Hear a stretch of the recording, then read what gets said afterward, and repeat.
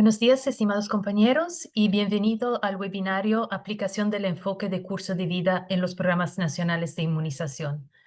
Soy la doctora Margarita Ghiselli, una de las asesoras regionales en el programa especial de inmunización integral de la UPS, y hoy tengo el placer de compartir la agenda de este webinario y presentarle a nuestros panelistas. To share the agenda of this webinar, the second from Pajo about the life course approach applied to immunization. The first one was in November 2022, called Building a Better Longevity.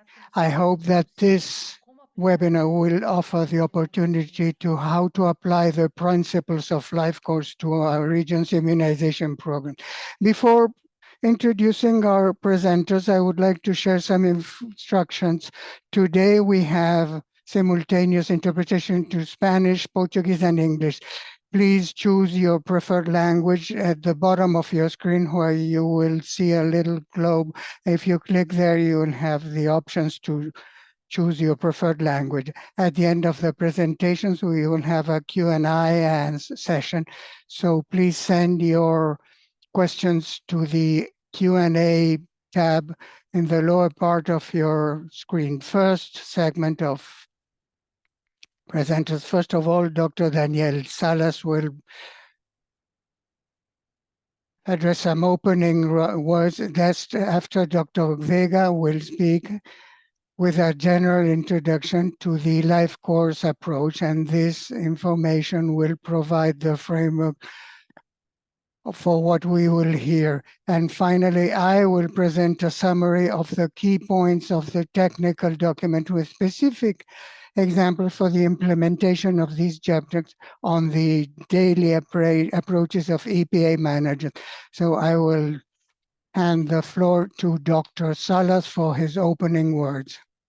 Thank you very much, Dr. Giseli, dear colleagues from the Ministries of Health of our region, colleagues from implementing partners and PAHO, welcome to this webinar on how we can apply the life course approach concepts to national immunization programs. You will know, or you have started to note, that the region of the Americas is slowly regaining its immunization coverage rates for most vaccines. In 2022, 1.3 million children under the 1 year of age were still without a single dose of vaccine compared to 1.9 million in 2021. The road to recovery from the COVID-19 pandemic is long, but the Americas are showing of progress because we have strong vaccination programs and a strong background where the region of the Americas stands out for its achievements in the introduction of vaccines for populations beyond childhood. However, considering the aging demographic in which there are increasingly more older adults than children under 5 years of age, it is important to have a comprehensive view of how vaccine-preventable diseases affect life trajectories of populations. To substantially protect public health in each of the countries and territories of the region, it is essential to ensure that all individuals benefit throughout their lives from the recommended vaccines. To achieve this strategic priority of the 2030 Agenda for the Immunization, the framework WHO document, it is necessary to determine and promote policies and technical guidelines that make it possible to establish points of contact between immunization and other public health interventions for different age groups, and also providing booster vaccination and closing immunity gaps to promote a healthy longevity. Our goal with this webinar is to disseminate the content of the white paper, Achieving a Better Immunity, the life course approach for healthy longevity, which develops the principles of the life course approach with immunological concept to explain why applying the life course approach to national immunization programs is important. Today, our panelists will summarize the key points and considerations of this document and will present practical examples of how to apply life course principles to vaccination. will be provided, including experiences from key countries and partners. Our panelists will also describe experiences in our region on how to apply immunization principles throughout the life course. We will hear, for example, to Brazil, who will indicate how it articulates its national immunization program with a life course approach in primary health, and how Colombia has integrated COVID vaccination into the primary care system effectively, developing platforms for vaccination beyond childhood. Finally, from the experience of the International Federation for the Aging, we will hear lessons learned from their efforts to promote policies to support a life course approach along the life course, including key partners in national programs and technical advisory groups and civil society. We really hope that this will be an opportunity for all participants to learn about resources available at PAHO and country experiences to mobilize resources and collaborate multi-sectoral collaborations to strengthen immunization programs. We recognize that we have a lot to learn, not only at the regional level, but also at the different countries with their own solid immunization program. So thank you very much for this opportunity, and we hope that this webinar will be fruitful for all. Thank you, Dr. Salas, for these opening words. Now we give the floor to Dr. Enrique Vega with his presentation about life course. Thank you, Dr. Vega. Good morning. Thank you, Margarita, for this opportunity to be with immunization colleagues and for all the promotion of this topic of making it possible for immunization to be important not only over the life course, but it will be built in a life course approach. For all of us here, it is clear that we live in a different world, a world that is in very rapid transition. And in some way, it is pointing to how and what we do provide in public health, when and how we provide this, and how we need to manage differently this production. So there are three great paradigms that current public health has to consider when it comes to universal health. One paradigm is the very significant and quick increase in longevity, the increase in the number of life years of our populations in practically all countries. That increase in longevity has pushed up by 20 years the life expectancy above 50 or 60 years of age. This has been very quick, but not only that, but it has approached all levels. But there are still significant inequality gaps in our countries, but most of our citizens have increased their life opportunity. That goes well beyond the 70 years of age in our region, and makes it necessary to refocus our approach to this increase in life expectancy, but also to make sure that this life expectancy is healthy. The second big paradigm that is characterizing health in our region is the increase of the number of life years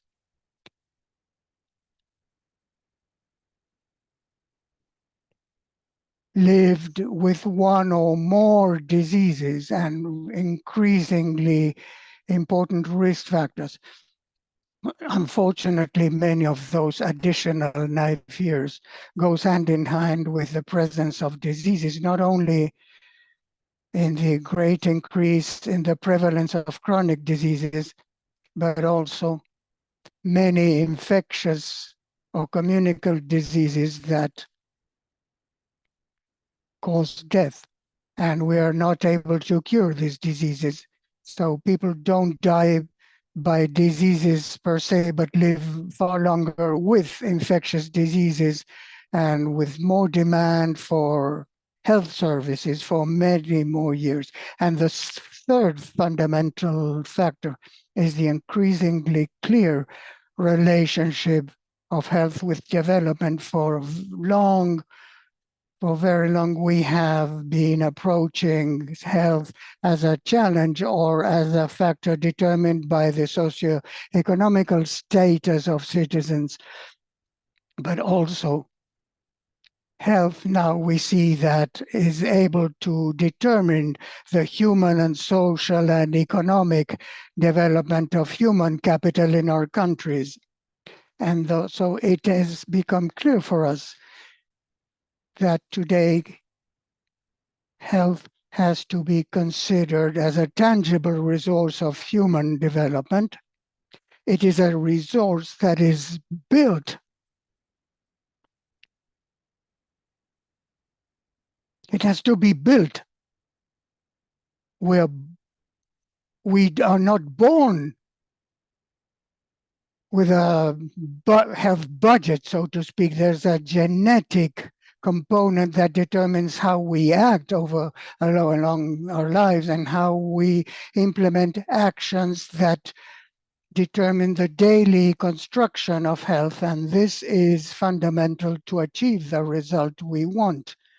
That is to say, that people are able to have a constructive relationship with the physical and social environment in where they live, to construct a healthy paradigm of health. This is fundamental to understand the challenges currently facing public health to promote this vision of health, life course health. In our organization, especially in our area, we have been working on a model that makes it clear that health is constructed along four clear dimensions in understanding health demands. And so this first is the need to optimize health and a people-centered vision, not only to see health as a relation determined by a disease, but as I said before, to see health as a continuous construction process that covers the entire life. The second important thing is how we manage disease risks in a future-looking, prospective, dynamic, and continuing dynamics, making it possible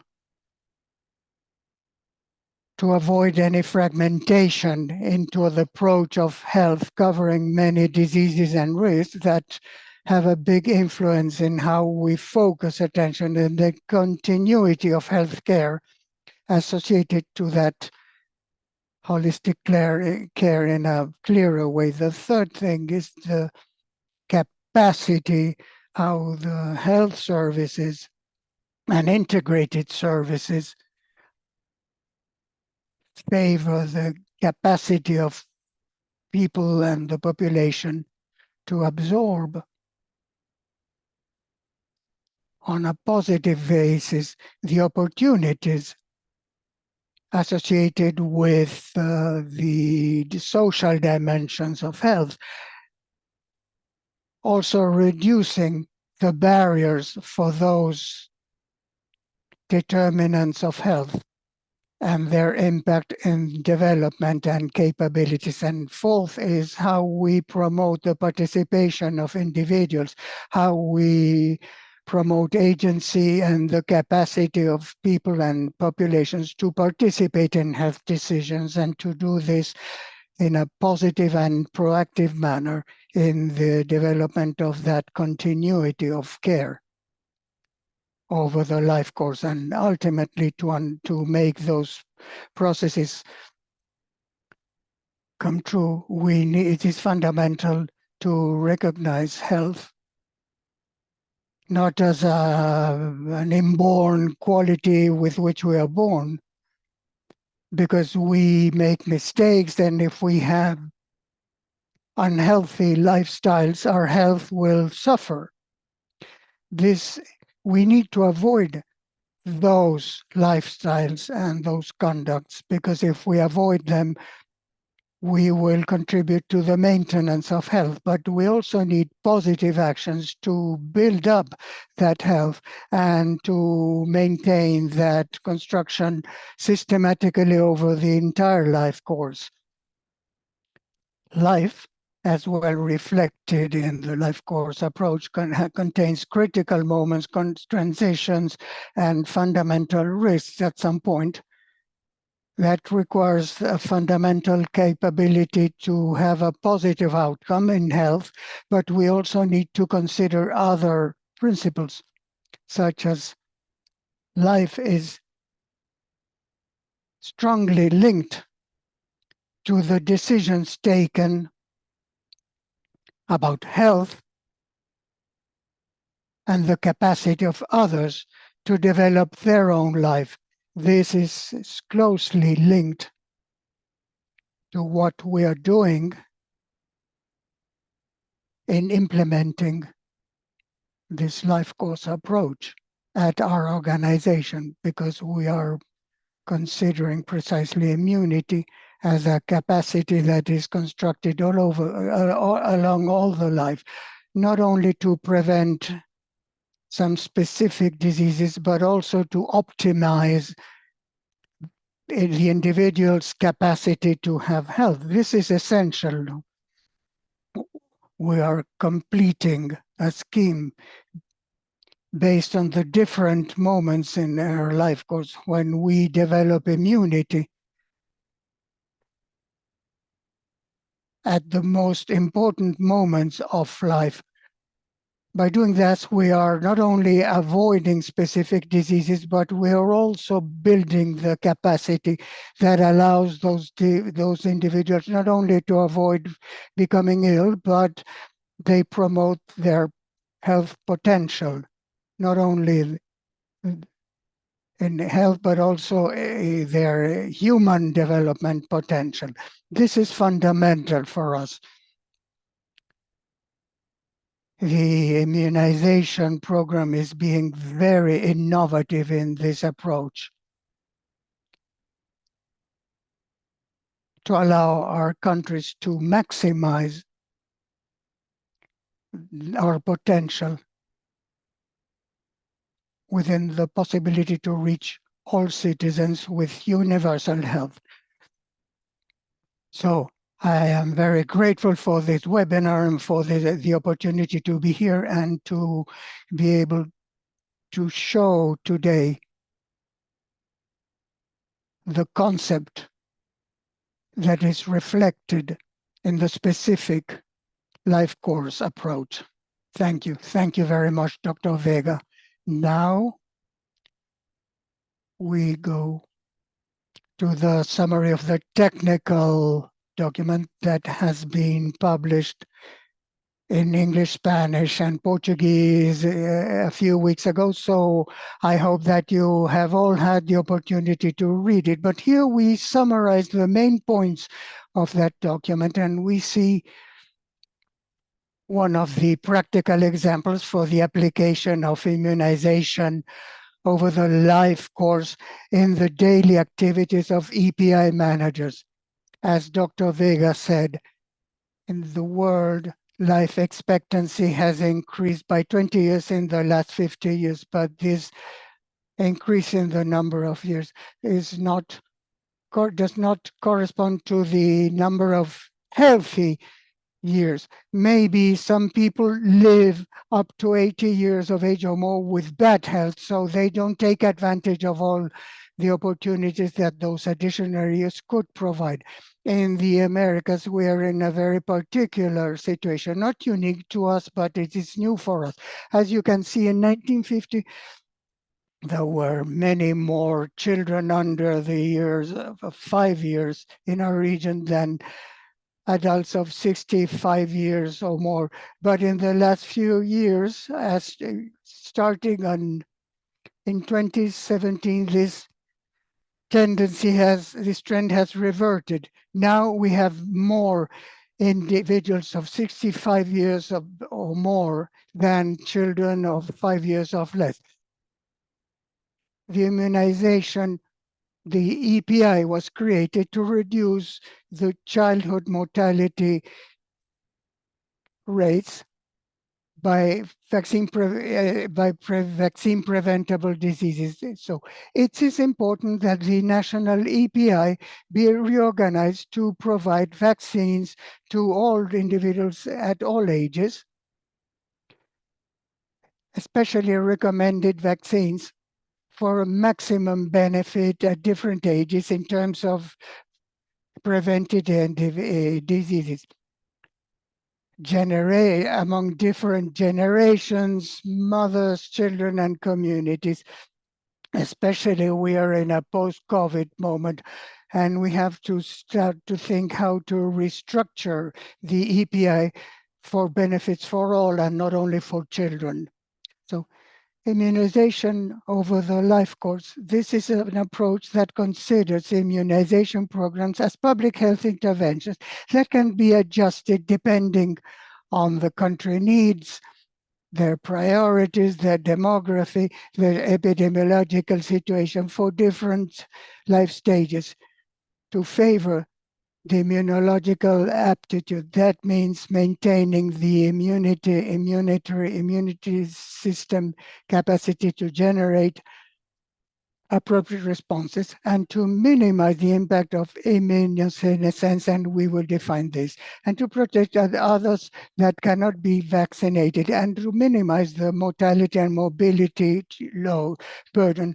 And you can see that these different points have an impact not only on individuals, but on different age generations and the entire community. And you will always see in the next few slides that many of these points, if not all, are already implemented in our region's national immunization programs. And we will now present the activities that we are already implementing in our region to implement immunization over the life course. And in this presentation, we will also indicate additional activities that may be implemented from a strategic and operational standpoint to implement these concepts in a more explicit and specific manner.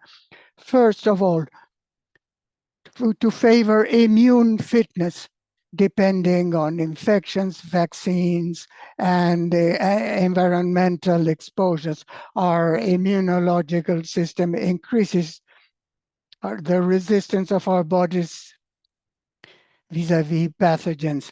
And so this is a tool. Timely immunization is a tool that allows the plasticity of our immune system so that it will act efficiently. National vaccination approaches in each country are already designed to take into account the most at-risk people in the most vulnerable moments. For example, the BCG, the tuberculosis vaccine, that in our region is administered in the first 24 years of life to protect babies against tuberculosis. Why such a specific time frame? Because 24 hours after their birth, babies are still developing their first immune cells. And so during those first 24 years of life, they are susceptible or vulnerable to TB, and they cannot have an immune response to TB. So it is critical to administer the vaccine in their first 24 years of 20 hours of life. And this is an example, in this case in El Salvador. But we also have this information for all countries and territories. This is the current national vaccine scheme for El Salvador. But here we stratified these vaccines depending on age groups. So we can see very clearly what are the diseases for which each group is most vulnerable and how each country, in this case, El Salvador, is reacting to protect its population. As we said, we have this chart for each country and territory of the Americas, and you can access this in the link shown in the bottom of the screen. And this is the situation of what we have and how we are responding to this. Second, minimize the impact of immunosenescence.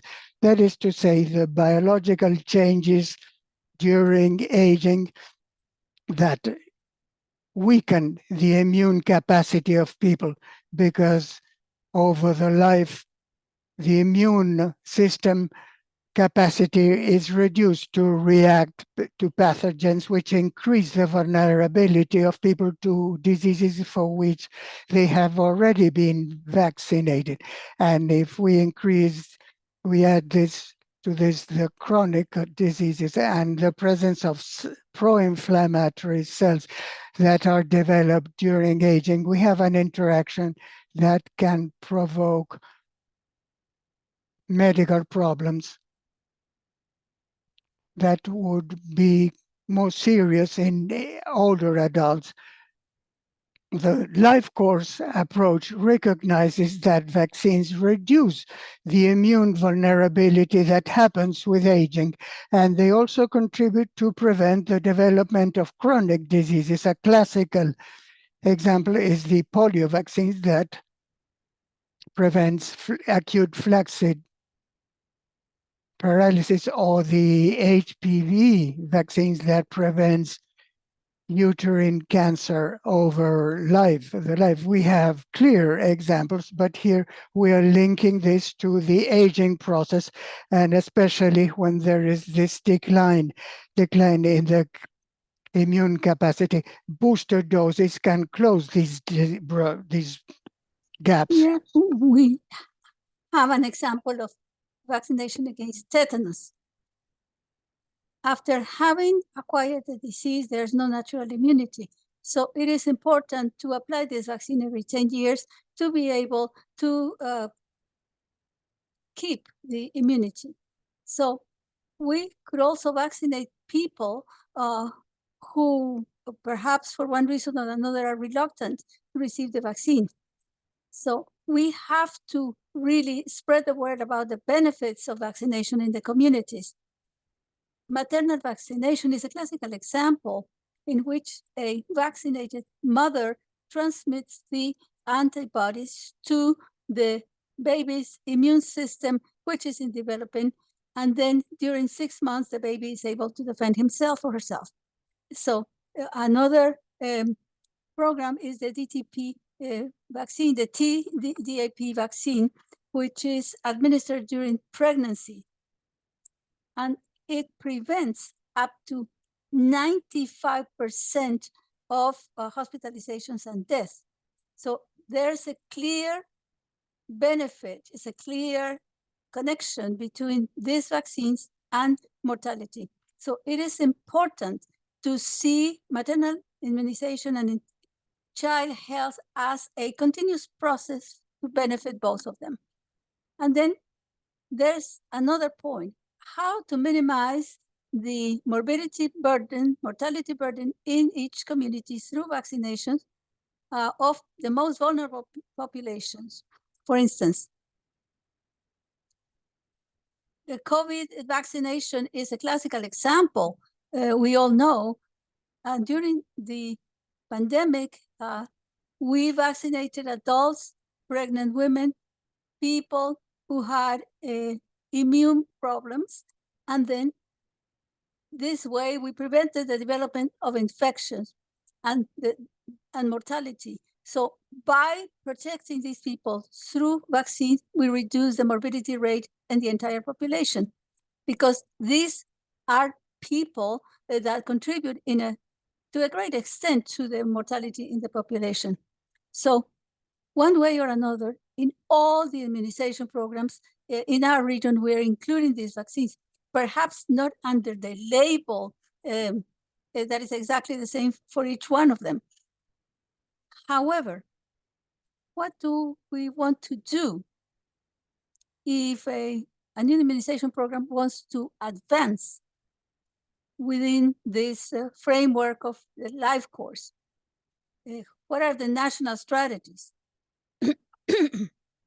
We are going to show you 5 strategies that have been proposed to the countries that want to advance in this area. First of all, advocacy. If we want to widen the effect of vaccination program, we have to make sure that there are resources for all the people that are eligible to receive vaccination. First of all, we need to promote vaccination as an essential good for all people, not just for children. We have to increase awareness on the vaccination status of each person beyond childhood. We have to determine which vaccines they have received, which vaccines they haven't received, and then in the next few months, plan in accordance to that. And then to establish expert groups in all the countries. And I think we should really take advantage of the resources that exist in each country to be able to widen vaccinations programs for each stage of life. So we have to have a specific, well-structured program within the national immunization programs. Another strategy is financing. This doesn't necessarily mean new vaccines production, but we have to demonstrate the economic and social benefit of immunizations throughout life, and then make sure that we have all the resources to vaccinate all the people. We have to have an increase in financial and material resources, and also to have annual budgets in the countries to make sure that we have coverage for these additional resources. And then service provision. In the immunization agenda for 2030, we have to offer joint vaccination services for each age group as a complete package of essential services together with other services. And then access to these services should be easy, should be available. And for that, we need to advocate to use this package instead of just advocating for one part of this package. Also, we have a generation of demand.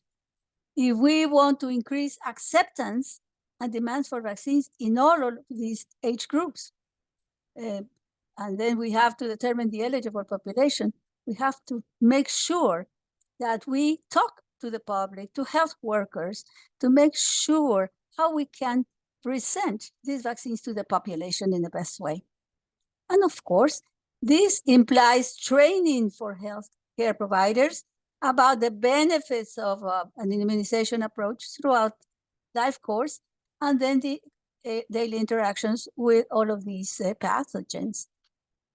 Information is very important because it may be that booster dosage is already included, but perhaps if the coverage is low and the population is not really taking advantage of all the benefits, we have to really identify what are those gaps for each age group, and then to see if we can redirect the resources to increase vaccination coverage, and then, of course, monitoring all the data and the benefits that could be derived from the increase in the dosage for age groups. And also, we need to increase the improvement rates for registration and monitoring of longitudinal data. And this we can do through electronic registries within the immunization programs. We are seeing some movements in the right direction here. However, these 5 priorities are strategic in nature, and they could facilitate the efforts in a more precise way to be able to increase the visibility of the life course approach in our work. And the last session of this presentation is a set of examples of how we can apply this in adolescents in daily activities of vaccination personnel. We have developed several examples. And of course, these go beyond what we're going to present today, but we are targeting the older people, the health workers, and we have 3 examples per age groups, but we are publishing a more complete and comprehensive document that will be published in the next few weeks with all the materials that we have to offer. Also, we will give you additional examples on this so that you can immediately access this for ideas and insights. Of course, these examples are not complete. I'm sure that every country will have their own examples, but we think that is just a starting point to make sure that we explain in a more explicit way what the life course approach is. So a clear example would be to develop an annual budget to include doses and materials for vaccination so that 100% of the adolescents in the area of influence can access this. We have to have official and non-official residents, public and private schools, and then people who do not attend school. But these people need to be included too, to be able to care for their needs.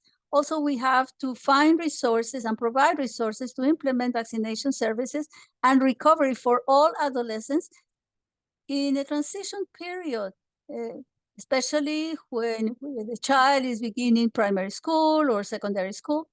And then to make sure that we can identify what doses of vaccines have not been applied and to develop a good strategy so that we can start giving these adolescents, these children in primary and secondary school, their right vaccinations. And then, of course, we have to ensure the participation of adolescents in the development of all the communication materials, because this is going to be implemented for adolescents, so their participation is essential. They have to talk to their parents, and then they have to talk to their colleagues and also to other adults. So pregnant women, also for pregnant women, we see that they are at high risk. They are vulnerable and they should be receiving immunization. These people or these ladies could have comorbidities also. Especially, we have to prioritize this group for vaccination, and this is a matter of equity. And we have to see the population most at risk with comorbidities. We also should offer doses of vaccines to all pregnant women during prenatal controls, postnatal controls, and well-being visits. Each one of these visits is essential to be able to talk to these mothers and to give them the boosters or any other vaccines that they need. And also, we should have to ensure that the availability of vaccines for pregnant women and for their children. And then we have to talk to pharmacies, community centers, and schools, and to the entire community, really, to make sure that we have the right context. For older adults, this is an element that is essential.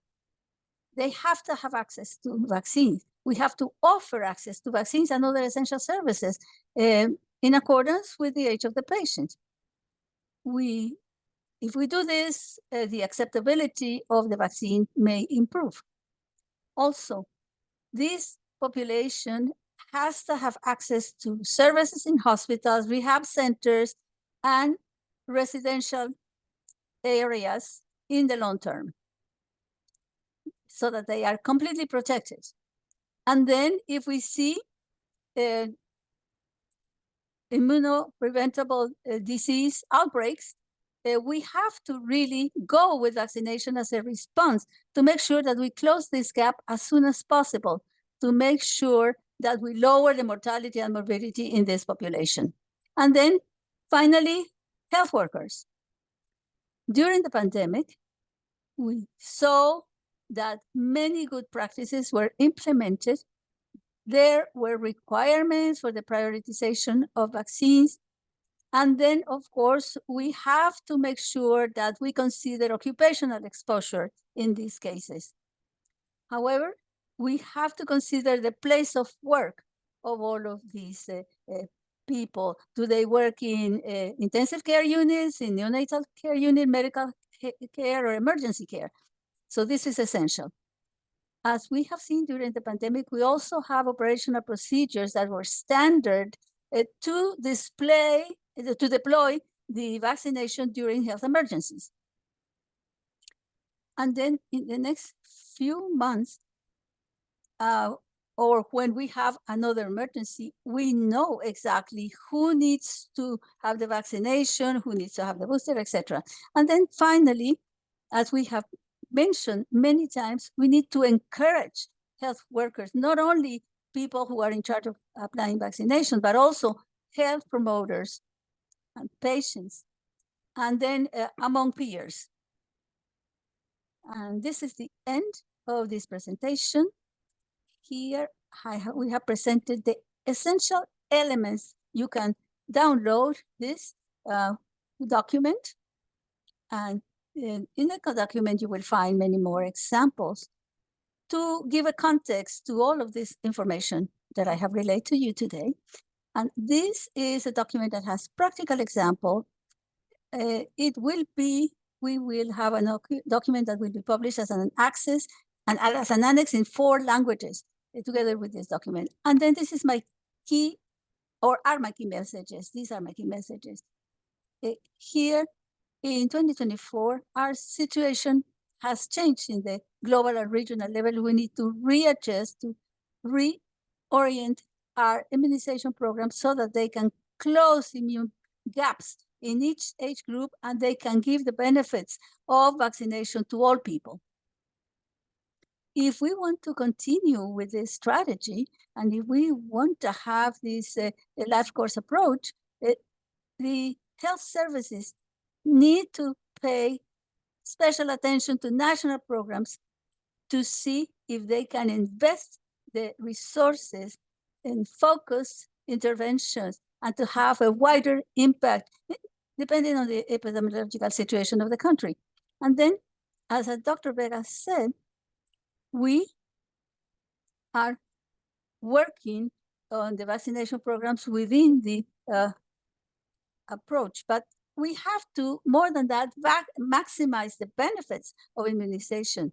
We are taking the benefits of vaccination to each life stage to make sure that there's interaction between vaccines interactions and the environment, that all of these can contribute to people's well-being. And so I will stop right here. Thank you so much. Now I will give the floor to Carolina to continue with the meeting. Thank you so much, Margarita. Excellent presentation. The next segment, we will have the intervention of 3 panelists. They will talk about the application of the perspective of life course in the immunization programs of their program. The first speaker will be Ana Catalina Meno Araújo.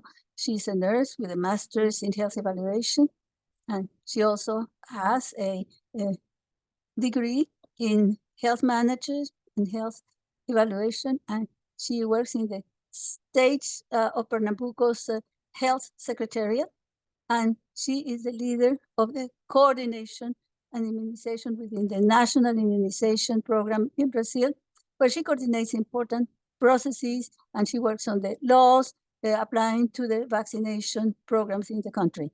The second speaker, it will be Sandra Milena Rodriguez. Also, she's a nurse. She specialized in management of health services and social action. She, for the past 20 years, has been working in the Ministry of Health of Colombia. And she has very efficiently implemented several programs as a coordinator of the COVID-19 vaccines, and also working on the national immunization plans with widening coverages, and working on different municipalities too and their health services. And then finally, we have Katrina Bousakis. She graduated from a master's university in global health, and also she's a microbiologist from the Danhausen University. And when she joined the International Federation of Agency, she has worked on several programs for the coordination of vaccination among adults. She also is a leader of the IFA, a portfolio of projects to give wider access to vaccinations for elderly adults. So without further ado, I would like to invite Ana Catarina so that she can give us her presentation.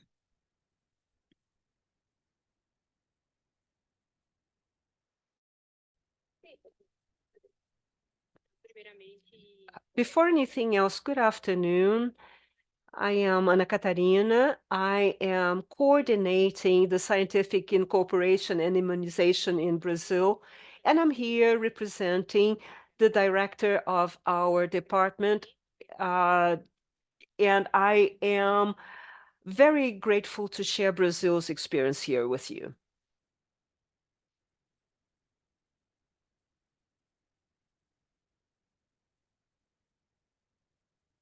Can you see my screen now? I am going to talk a little bit about experience in Brazil with a national immunization program with a lifelong approach in primary health care in Brazil.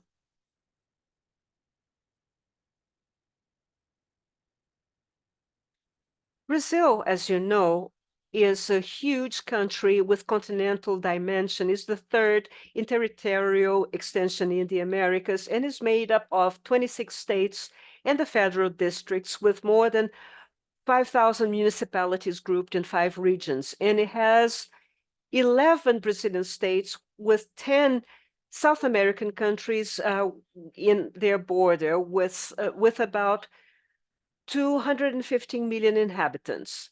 So the lifelong approach in primary health care in Brazil is essential. In order to bring in the vaccinations and cover all the different groups, we have to carry on an epidemiological, immunological, technological, socioeconomic, logistic assessments. Logistics in our country is essential in decision-making processes because this vaccination will be based on life cycles, but we have to take into consideration also approval in the Secretariat of Science and Technology and the sanitary situation. So we start with life cycle, but we take into consideration epidemiological, immunological, technological, logistical approval criteria, as well as budgeting. Budgeting is a matter of sustainability, not only the budget at a given moment, but what will be sustainable for this vaccination program over the course of some years. So this approach is coordinated and targeted with immunization objectives. So we have strengthening of epidemiological surveillance with all the assessments of vaccination that will help us in a decision-making process. And this is worked together in primary health care. We take into consideration at-risk territories in Brazil. And since 2003, we have been working with micro-planning to cover at-risk territories and understanding what are the at-risk geographic areas and what are the strategies we have to make use of. So we take into consideration of general areas that are very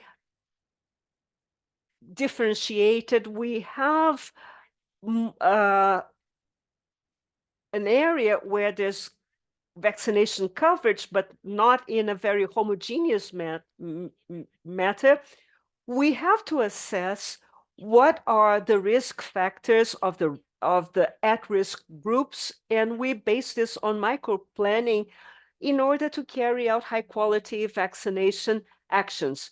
So what are the epidemiological situations? How can we work together with primary health care, identifying these territories and the at-risk groups, and we take micro-planning into consideration. So the first vaccination schedule in Brazil was created in 1977. It was covering only children back then, and we were offering only 4 vaccinations with DDP, BCG, polio, and measles. And also we had some for specific groups, which were antivirus, tetanus, and double viral. But this was mainly targeting young children. 2004 was the first year for us to work with life cycles. So we covered the children, adolescents, adults, and the elderly. So we started offering 7 different vaccines for children, 4 for teenagers between 11 and 19 years of age, and 3 for adults and the elderly. So we started considering vaccination then in accordance with life cycles. Of course, taking into consideration the more vulnerable groups and at-risk population, but considering this population as being eligible to receiving vaccination as a baby, but then also as teenagers and adults and the elderly, also taking into consideration that the elderly and the adults were covered before by other speakers, but we have to offer strategies so that this continues together with the improvement of life quality. In 2024, Brazil, over these last 20 years, continues to offer in accordance with life cycle, and we have a 16 vaccines for children, 5 for teenagers between 10 and 19 years of age, as listed here, 4 vaccines for adults from 20 to 59 years of age, as you can see here, including yellow fever. And for children in Brazil in 2024, we also have COVID vaccination available for them, 3 vaccines for the elderly, hepatitis B, double for adults, and yellow fever, and also COVID-19 and influenza that will be having some more coverage and campaign over the month of March. And we also covered the indigenous population. Brazil has been covering with different strategies, and children always try to go for the services because they go in for the checkups, but they are under 2 years of age, and these vaccinations that are offered they have a booster shot at 4 years of age, but have different strategies in different schools. Adolescents have been focusing their vaccination at schools, trying to encourage the school environment to carry out the vaccination and check the vaccination card so that there is an improvement of the population quality of life. The adults oftentimes have to be reached where they are working or studying. The elderly in Brazil, especially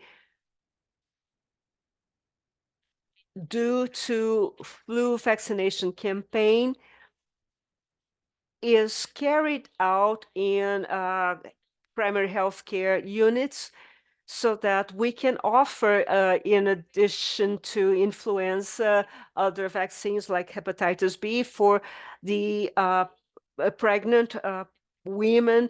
We have this carried out during the course of pregnancy, post-pregnancy, and then for the indigenous groups also. So we have moved forward a lot, and when we established the first schedule in Brazil in 1977, we offered the first vaccines for children and those below 1 year of age. And now we have 4 different schedules for children, for teenagers, adults, and elderly and pregnant women. So, of course, we broadened the offer, and since 2004, we have been working with different schedules and taking the life cycle into consideration. And of course, we go beyond this. It's beyond a routine vaccination. We have Operation Gota or DRIPS, which is carried out with the Ministry of Defense and Health Secretariat, especially in the Amazon region, which are areas that can only be reached by plane. They're very remote, and we can only get there during a certain time of the year because of droughts or because of rainfall. So it's very difficult to get there. We have also the national vaccination campaigns in Brazil, and we hope that this will strengthen communication, the importance of vaccination, and also thinking of the emergency in health care, in sanitary emergencies, and think about different vaccines that can be offers. And this will be based on life cycle, but we also have the CRI, that is the essential biological centers, and each state has a center of federal unity, and we offer vaccines for very specific clinical situations. Vaccination on the borders. We, in 2022, started working in 11 Brazilian states and in 37 twin cities last years. We work a lot at the Mercosur borders in the Brazilian side and on the other countries. They vaccinated respecting their calendars, but always starting with life cycles, national vaccination campaigns. We've been doing vaccines against influenza, and we're starting in the end of March. Multi-vaccines. Last years, we worked per region, identifying the needs for each of the regions, also follow-up vaccinations like measles, COVID, and we remind the vulnerable populations, the street populations, and also we use school vaccinations as the basis or the pillar for vaccination campaigns in Brazil. Like I said, March and April, we're going to do a countrywide campaign using the schools as the first step to verify the vaccination status of people. And now we have a great number of migrants in the country, so we're vaccinating migrants, always following the life cycle calendars as the basis for microplanning and understanding local reality and the territory.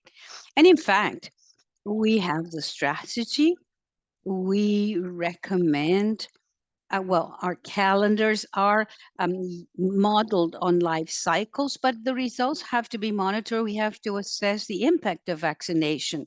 So we have to monitor vaccination information, monitor high-risk environments and vulnerable populations. We have to assess the impact and coping capacity of the systems. So we have a calendar following the life cycles, and when we have disasters, what is our capacity to offer vaccines that were always available in vaccination centers undertaken by municipalities, but do it when you have an emergency situation. How do you offer them? Monitor the impact of interventions. So those vaccines are effective in the strategy of vaccination as giving us a return. Is it being done at the right time? Are we getting to the populations that really need it? We have to monitor coverage, impact, cost effectiveness, and also monitor SAAVs, or the impacts of the vaccines, events related to vaccines, serums, immunoglobulins, work with research institutes hired to conduct these studies that will allow us to see whether the calendar, life cycle calendar, is being followed, if the vaccination is effective in improving the quality of life of our populations. We work with unification and dissemination of vaccination data. We have a national data network.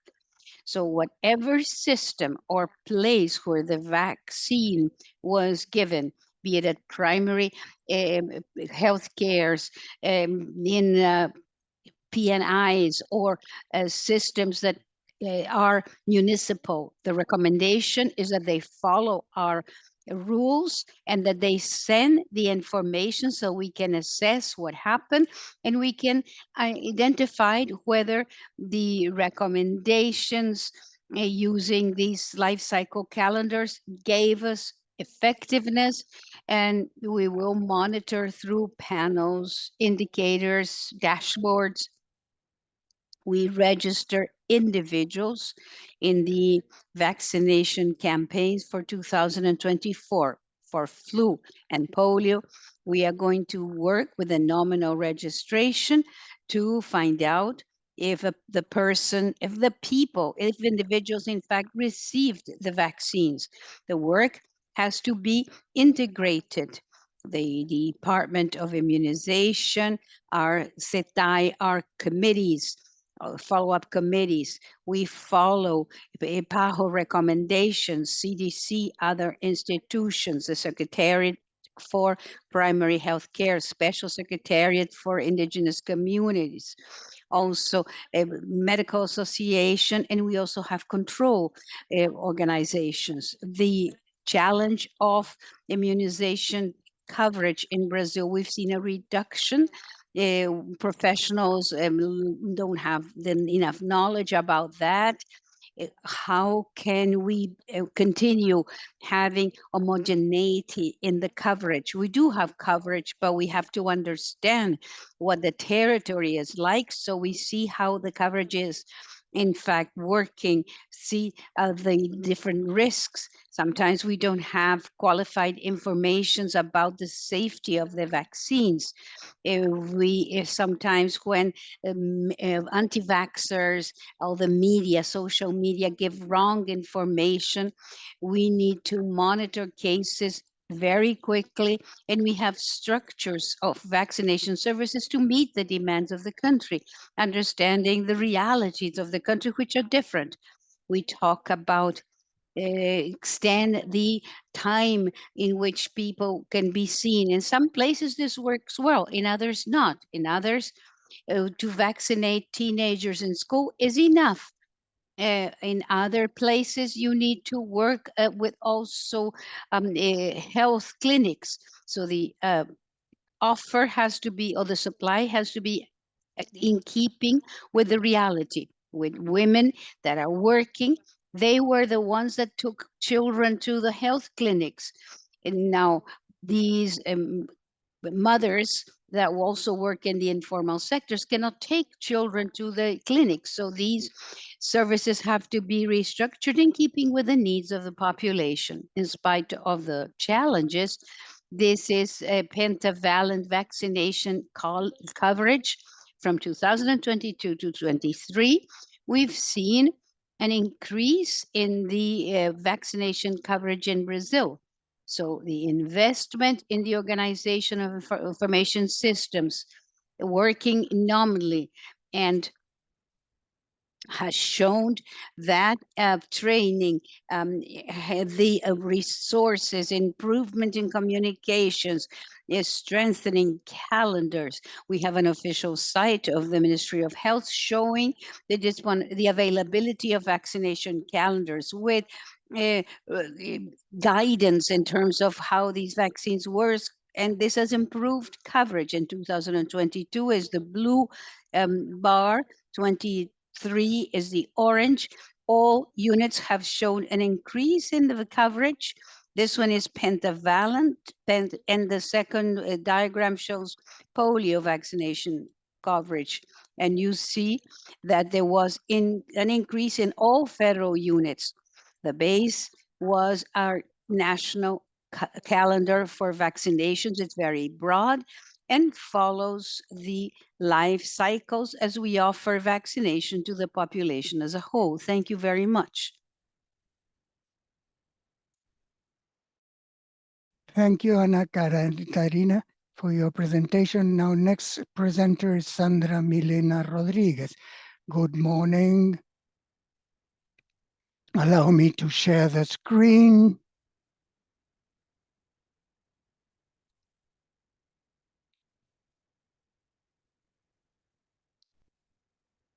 I'm Alma Rodriguez.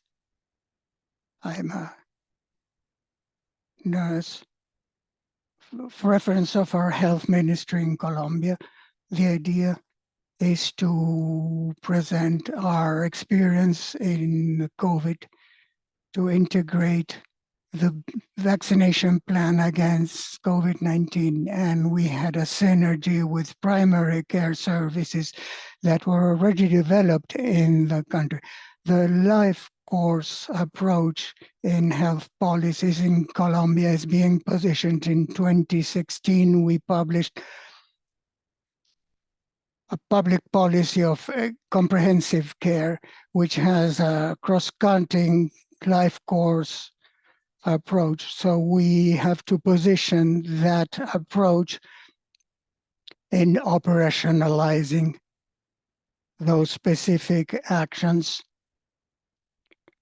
that consider health not as something not limited to a biological age, but we also have to take into account roles, biological aspects also, but prior experiences and all different social and cultural factors that will determine health. That's the point which we are at right now, to work. And here we have the scenario in the pandemic and the national vaccination plan against COVID-19. There has been a significant synergy, especially in this scenario, in approaching vaccination from a life course standpoint. Here we have an initial moment where the EPI was already operational in the entire country. Since 2013, we started to implement a nominal information system where all vaccination points in the country made a digital registry of each individual who had been vaccinated. More than in the PA Web 1.0 version, we had more than 27 million individuals uploaded this. And we had 175 million doses of the permanent scheme. And this was increased during the influenza campaign. And in 2018, we launched our process to re-engineer our PyWeb 1.0 system. But then the pandemic hit, and that posed a great demand for our national vaccination plan, with enormous challenges for all institutions, especially for the vaccination program. In that scenario, PyWeb 1.0 did not meet the entire demand for COVID-19 vaccination. So it was decided to move on to what already existed as a 2.0 version. So we have a scenario in parallel with the permanent scheme that had the 1.0 version, and the national vaccination plan managed the 2.0 version in parallel. So we started the national vaccination plan with PyWeb 2.0 for COVID registry. We registered almost 84 million doses of COVID vaccines. And there came a point where we decided to integrate both scenarios, the EPI in the permanent scheme and the COVID-19 vaccination scheme. And in 2021, we already had the PIWeb 2.0, and we migrated to 2.0 version, the information we had in 1.0 version. In January of last year, we consolidated the provision at all COVID vaccination points and the permanent scheme points, which hitherto had been separated. But as of January 2023, we started to offer all vaccines in all vaccination points, which were already not differentiated COVID and permanent scheme. They were simply vaccination points with all the available vaccines. And that synergy enhanced the implementation of vaccinations.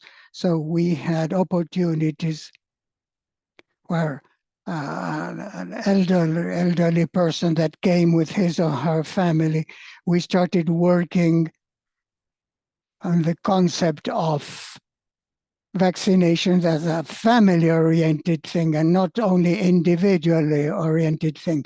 So we had 22 vaccines available at all vaccination points in the country. About 11,000 vaccinators that are in a nominal program. And right now we have more than 3,000 vaccination points that offer all biological elements and all unified vaccines. That synergy we had between the EPI and the National Vaccination Program posed different challenges. For example, the communication component, and we have already started working on this component. In the Colombian EPI has to make visible that vaccines are not restricted to childhood. This was a campaign that we launched in 2023 with a message that vaccines are not exclusive of childhood. There are vaccination needs at all points of life. And there's an important challenge in a communications scenario because it's not the same to talk to children or to adolescents, to adults, to mothers, or to grandparents as part of the family. So we are working actively generating these strategies to reach different population groups. And this synergy allowed us to enhance the cold chain area with national and international support. We had cold network teams, and we have a network that was much enhanced with different aspects, including transport and with very high quality standards. And this is specifically our nominal information system, which is a tool that poses several challenges given our whole potential. For example, right now we have about 53 million people that include all the nominal data about vaccination history in their childhood, adolescence, adult age, and we have more than 330 million doses registered and more than 11,000 users and more than 3,000 active facilities. That availability of all information gives a potential to address the life life course approach, whereby we are already implementing strategies with integrated doses, which allows us to interoperate with other information systems, with health data, and with all other types of information. We have a general register in the country with different types of documents addressed with interoperability. We have databases such as CISPRO with epidemiological information, and in this digital scenario with strong databases makes it possible to have an interoperability with enormous potential. Our application, our PyWeb, is structured in 7 modules. We have an application module with the traceability of vaccination schemes by unified registers, with the information of application of different batches, presentation of vaccines, vaccination areas. We also have information of medical history, special conditions such as fertile age women, pregnant women, displacement conditions, different ethnic or background. All of this is a very valuable information that allows us to address the life course approach in vaccination decisions. And in the same module, we have a follow-up of cohorts, which allows us to make searches by age cohorts and biological cohorts and insurance cohorts and location.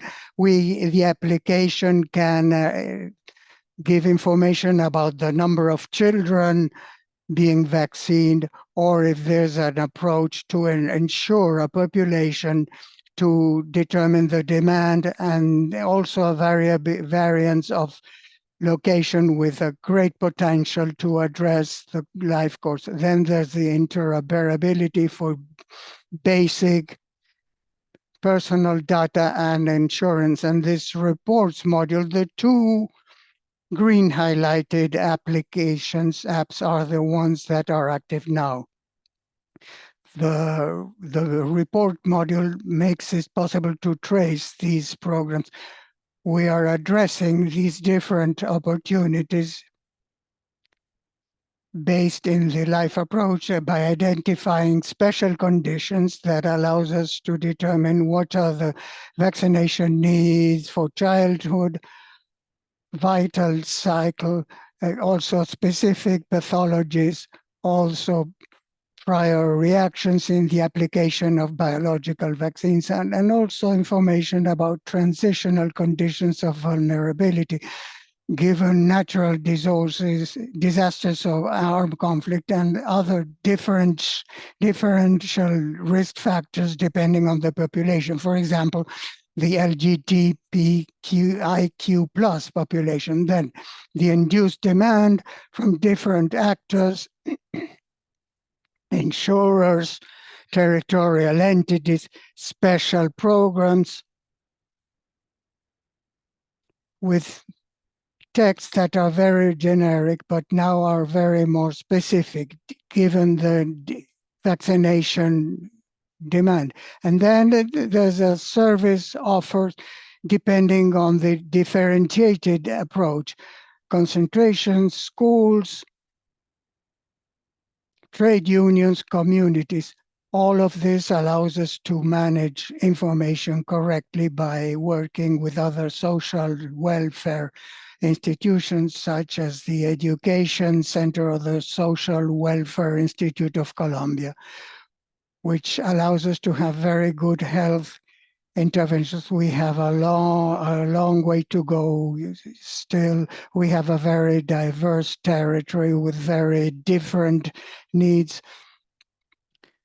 we are in tropical. We also have tropical areas, but also deserts and different natural systems, and all of this generates demands, challenges, but also opportunities to use all the resources acquired in this process to make it simpler to implement a program to capture nominal information during a complex environment such as the pandemic, because we also had to respond to very complex challenges, but we are ready to systematize this information and to make it as useful as possible.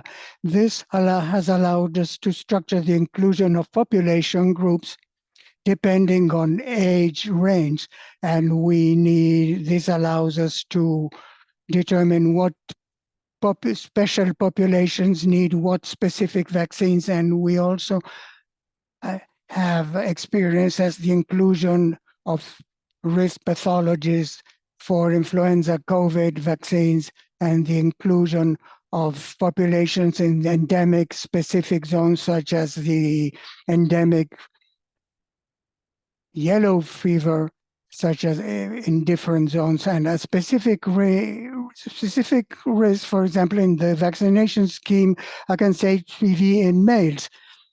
That family scenario of taking a child to get vaccinated and also to do health education to the elderly and other family members that attend the vaccination of children. That is very important. And then the strengthening of health education actions that will make us to leave that paradigm of vaccines restricted to childhood to have a wider scope over the whole life course.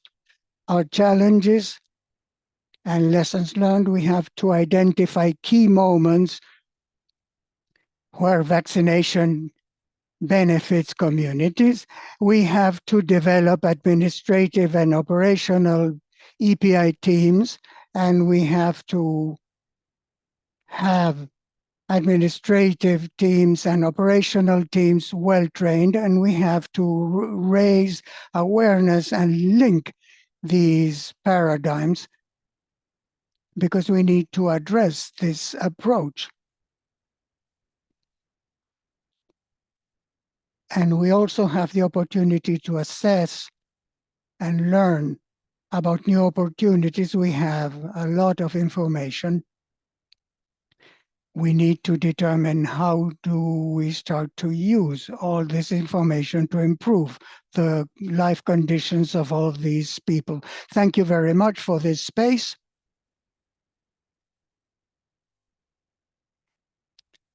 Thank you very much, Sandra, an excellent presentation.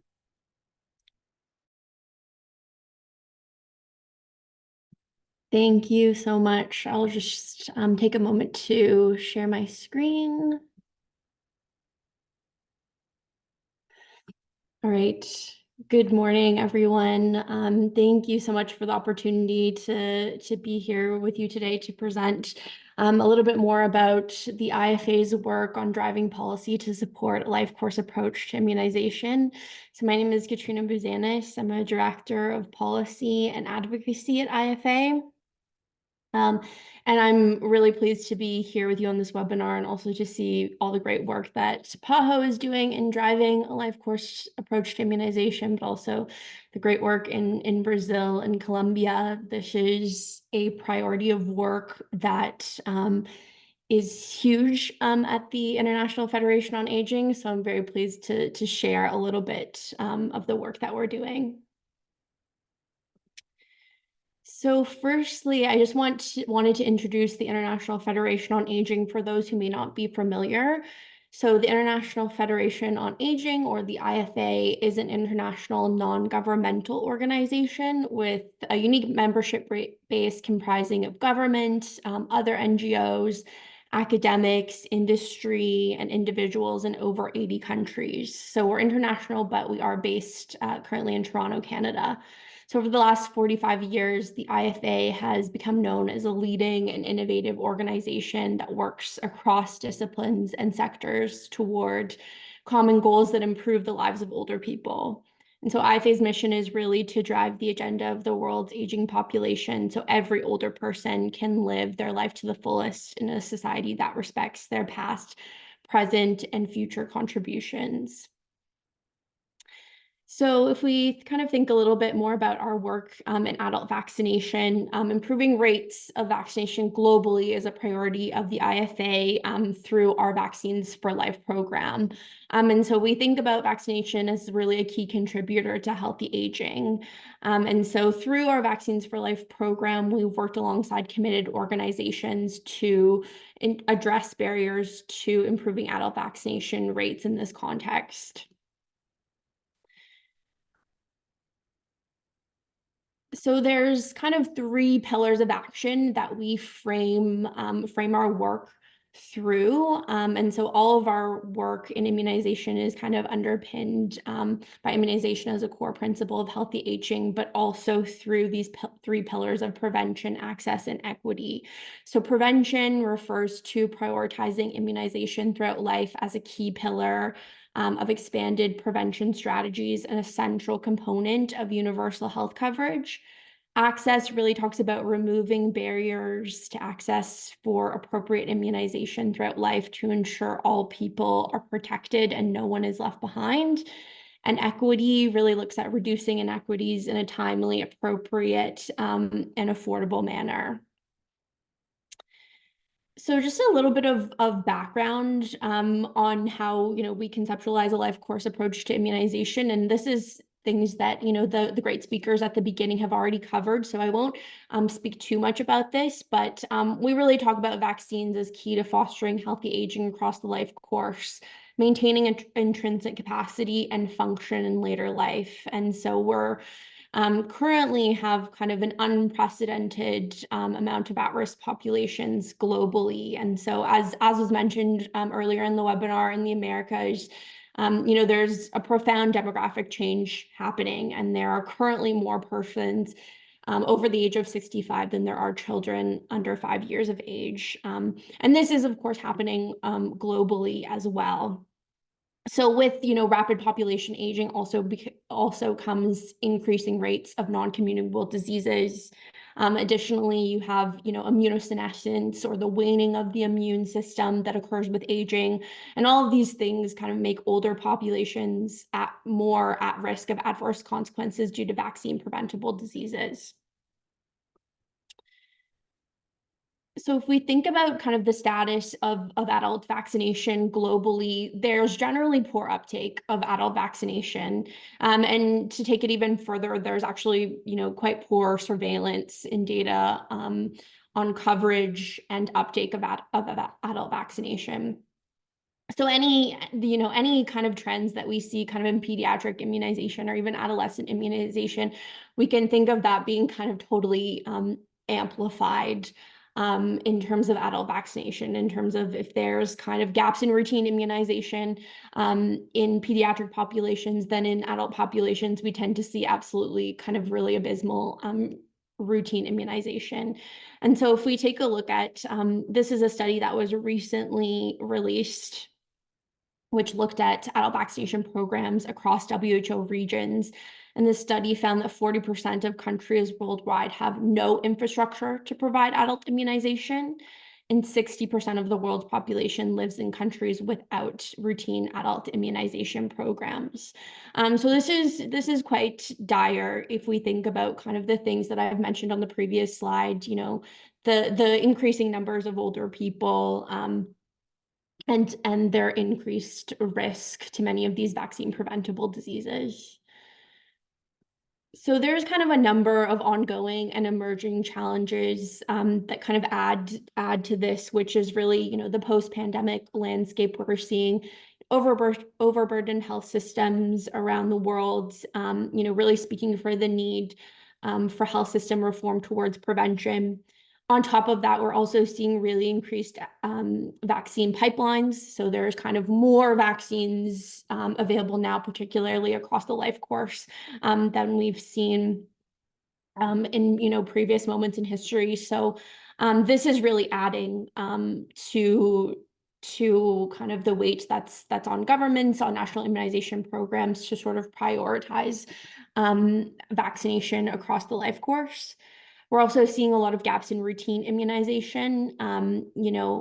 There's sort of a renewed focus on pediatric populations when we think about initiatives like the Big Catch Up, but adults continue to be left out of many of those dialogues. We're seeing rising levels of vaccine hesitancy, and additionally, a lack of data and evidence-based decision-making when it comes to including older populations in national immunization programs. So all of this kind of leads to, sets the scene for the IFA's work in improving policy and programs in adult vaccination. And so I'm going to kind of walk through a little bit of the strategies that IFA takes when we're kind of working towards driving policy to support a life course approach. So the first thing is really aligning intergovernmental agendas. So making connections across intergovernmental policy agendas is a critical responsibility of the IFA when calling for improved immunization infrastructure, as well as a greater investment in health promotion and the preservation of function at all stages of life. So there's really two key documents when it comes to vaccination that we tend to link together, which one is the Decade of Healthy Aging.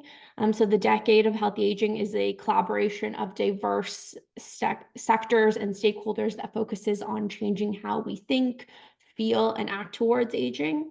And the other one is the Immunization Agenda 2030. And so this really sets kind of an ambitious vision in Strategic Priority 4, which talks about a life course and integration.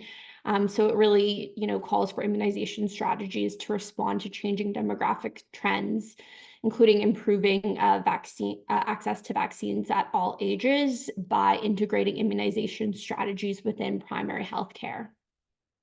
So there's some others here as well that we also link, including the UN Sustainable Development Goals and the WHO's Integrated Care for Older People Framework, or otherwise known as ICOPE. So we've actually just, fairly recently released an article on this, which you can see kind of in the bottom corner here. So if you're kind of looking to read a little bit more on that, you can, please feel free to access that piece of work, which really explains how we kind of bridge a lot of these agendas towards improving immunization across the life course. So just to dive a little bit deeper into the Decade of Healthy Aging, which is similarly, at the core of IFA's work. And so there's 4 key action areas, which are combating ageism, age-friendly environments, integrated care, and long-term care. And so through these action areas, the decade aims to promote healthy aging and improve the lives of older people. And additionally, there's 4 enablers to do this, which are voice and engagement, leadership and capacity building, connecting stakeholders, and strengthening research, data, and innovation. So the work that IFA does really attempts to exercise each of these enablers while kind of advancing policy across each of these 4 action areas. So a lot of our work is in making connections to vaccination through each of these action areas. And then lastly, this kind of all contributes to our strategic vision, which is really how we shape policy. And so there's kind of 3 overlapping items, which are knowledge creation, advocacy, and communication and connecting networks. So these are really, how we envision our work in shaping policy, as well as, bringing in those agendas like the Decade of Healthy Aging and the IA 2030. So we shape policy through knowledge creation and mobilization, which really means to establish, build, and maintain kind of meaningful evidence. And then we advance advocacy and strengthen connection and networks through multi-sectoral action and targeted communication strategies to drive a healthy aging agenda forward.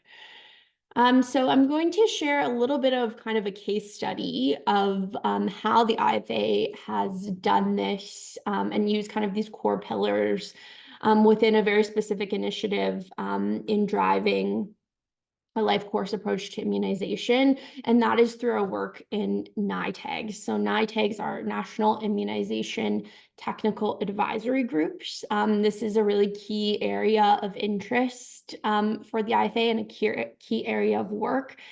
And so what we really sought out to do was to conduct this study to examine to what extent NITAGs across the globe, across WHO regions, implemented a life course approach. And so what we did was we conducted a high-level review of 34 NITAGs to understand the process, rigor, transparency, accountability, and composition of experts in line with a life course approach.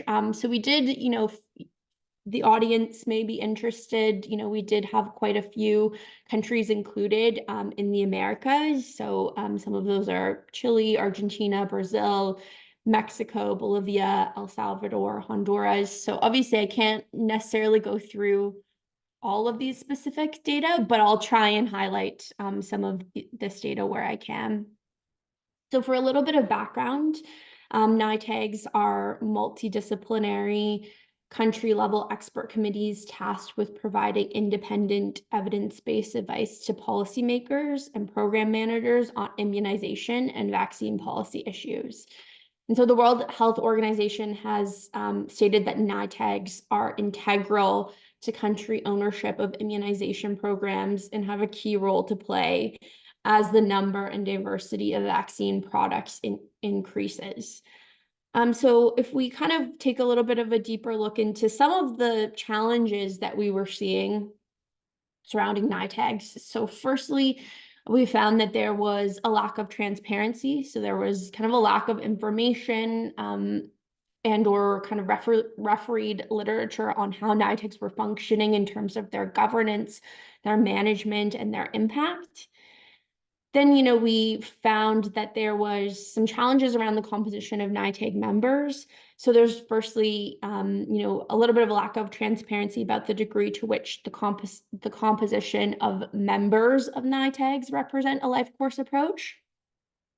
But also in general, there's, a lack of diversity in terms of the members of NITAGs in many countries. And then lastly, we wanted to understand if NITAGs are meeting the strategic priorities of the IA 2030 by strengthening policies and establishing public health interventions to target all age groups. So I'm just going to share a few findings. I'll try and kind of be really brief. Obviously, there were a lot of findings, but I do encourage everyone to go and take a look at the report if you're if you're interested in learning a bit more. But our study findings found that, many NITAGs lack kind of transparency in terms of the public accessibility of information. And this is thinking about, what sorts of recommendation processes are available online and things like that. We found that, approximately half of NITAGs noted that meetings included external experts, and this is often where NITAGs will say that they are consulting, different expertise from across the life course.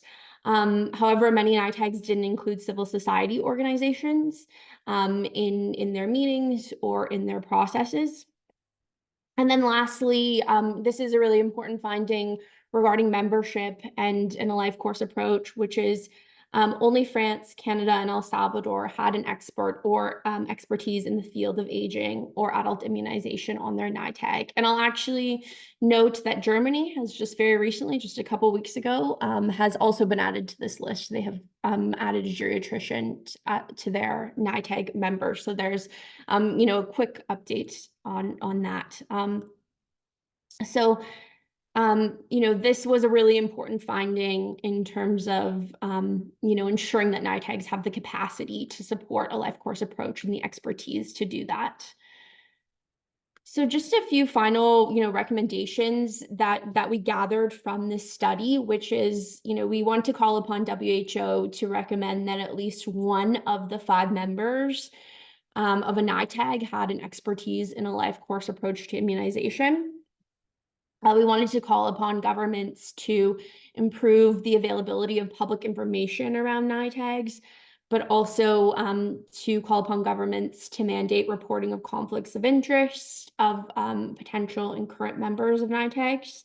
And then lastly, an important one was to recommend that governments recognize the importance of the independence and autonomy of NITAGs in deliberating on decisions that inform government immunization policy and implementation.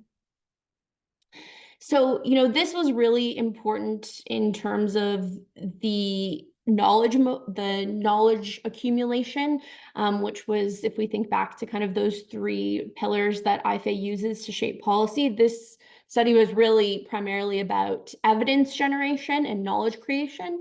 But I wanted to share a couple of next steps, which relates to how we are advancing advocacy and connecting networks, and as well as engaging stakeholders. So the WHO was able to attend the most recent meeting on NITAGs, which took place last month in January. And so, that was a key way that we were attempting to engage with stakeholders to ensure support in strengthening a life course approach to immunization amongst NITAGs. Next steps around this project are really going to be more about connecting networks in terms of having interviews with key informants to assess barriers at a country level to achieving a life course approach within NITAGs in order to generate, really key actions about how we can sort of make that change to strengthen NITAGs.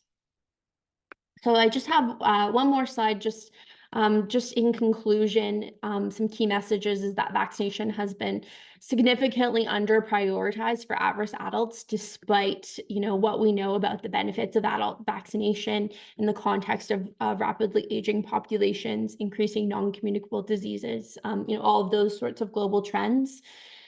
For the IFA, the UN Decade of Healthy Aging is a really important agenda that we're using to drive immunization across the life course.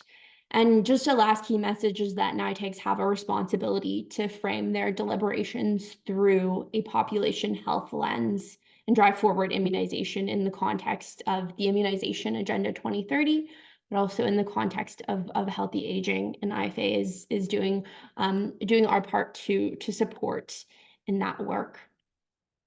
So finally, just a huge thank you for your time and for allowing IFA to present some of our work. My contact details are on the slide there. If you do have any further questions, please don't hesitate to reach out.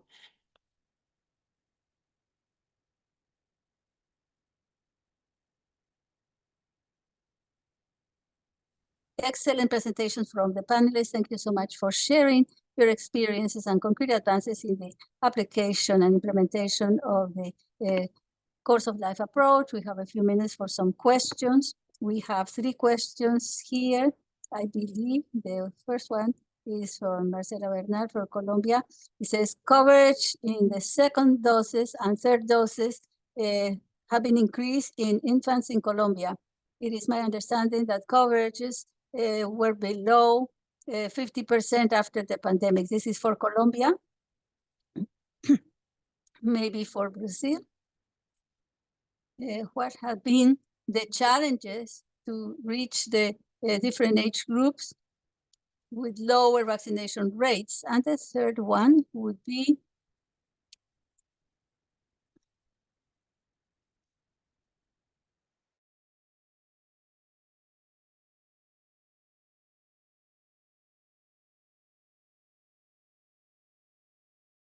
so the first question, please. Our colleague from Colombia, Sandra.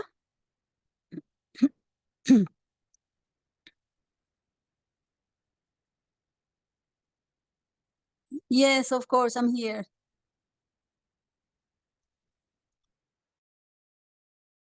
Can you please repeat the question? For you, Ana Catarina. Ana Catarina.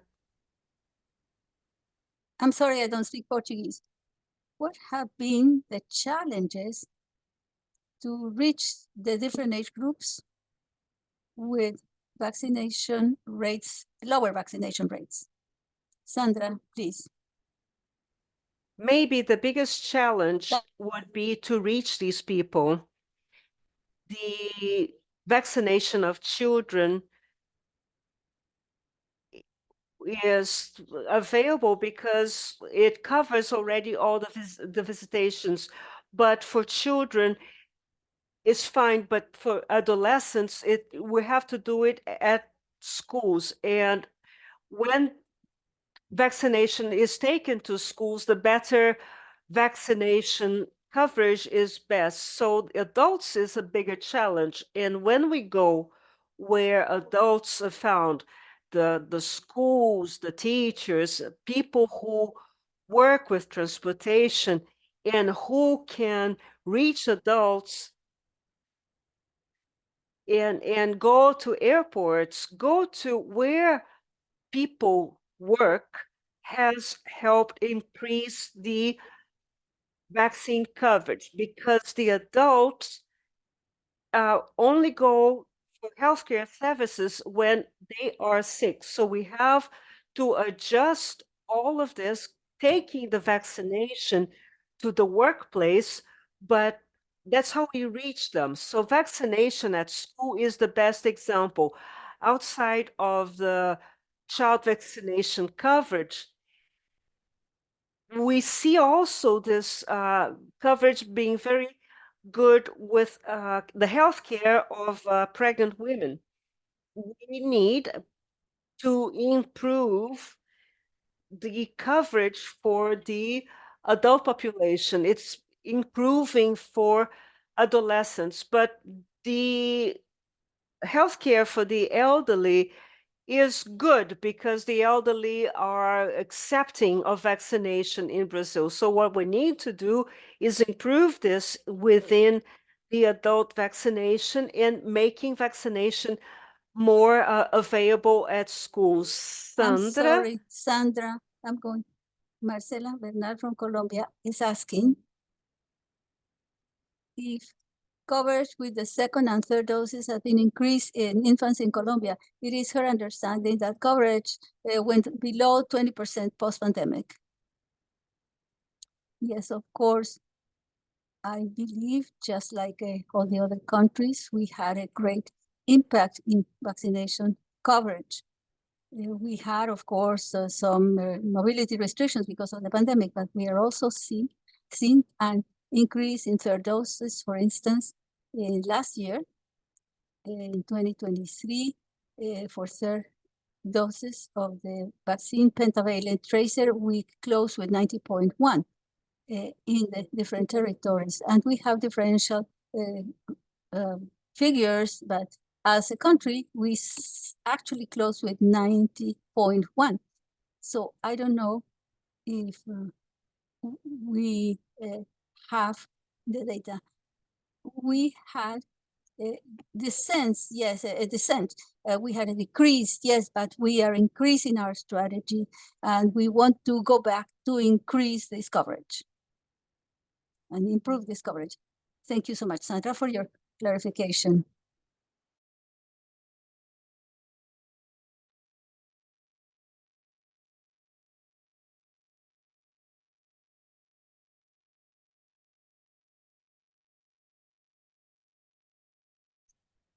Yeah, it's a really good question and a tough question, as I think, we're seeing such rising vaccine hesitancy. We've made a lot of efforts to really increase kind of communication efforts amongst older adults, and also,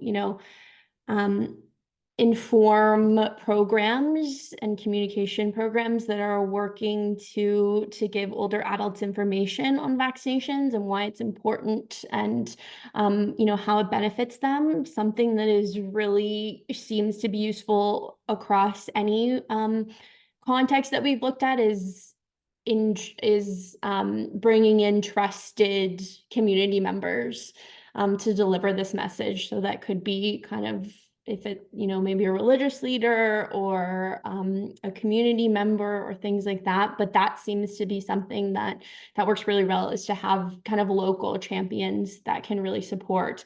But it's a very multifaceted kind of question, and really starts with, I think, having, at a government level, having the willingness to support those efforts to increase adult vaccination uptake.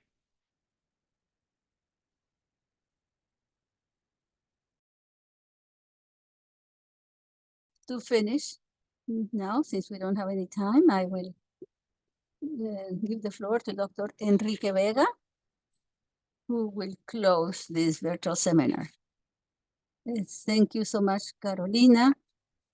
First of all, I'd like to thank all the representatives, the colleagues from the academic sector and the civil society, for everybody, for an interesting webinar. I also want to recognize the excellent thought-provoking talks by the speakers on this important topic, which opens a space which is essential for discussion of this process. I would like to outline briefly what I think are the main highlights we took from this seminar. First, the concept and application of the life course approach to immunization is essential to achieve the objectives of the Immunization Agenda 2030,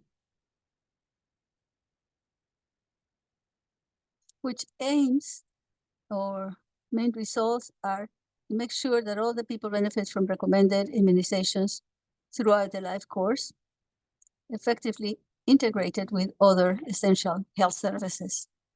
As Dr. Daniel Salas mentioned in the opening remarks, to continue recovering the vaccination coverage rates among all age groups, it is necessary to determine and promote policies and technical guidelines that allow establishment of points of contact between immunization and other health interventions. Reorienting health systems toward a primary healthcare approach is key to the integration of public health functions to meet people's health where they are, including immunization.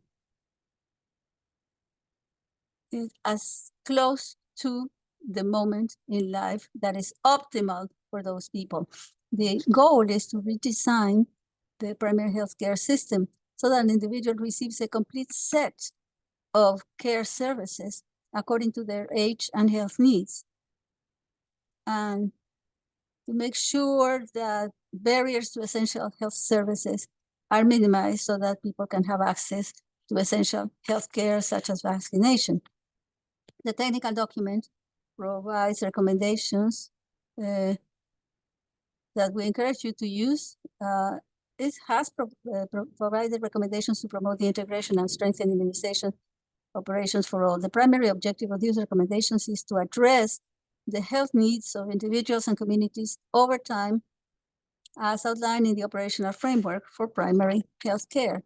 Some of the recommendations made in the publication include the importance of effectively implementing a life course approach for immunization systems within the primary healthcare framework. Our speakers brought concrete examples and very relevant examples of how this process can be implemented in our countries. For this to happen, strong support and advocacy from high-level officials and policy makers are crucial. Also, we heard examples of how governance structures and adequate funding must be provided to expand the benefits of immunization services beyond childhood, as well as the support of this integrated model. This process requires both strengthening policy development for integrated primary healthcare services and incorporating the life course approach into the primary healthcare framework. To finish, I would like to invite you to read the publication available in Spanish, English, and Portuguese. And please use this as a work resource. We hope this technical guidance is useful to apply the concepts of a life course of immunization and to transform all of these services. Thank you so much for your presence and have a wonderful day.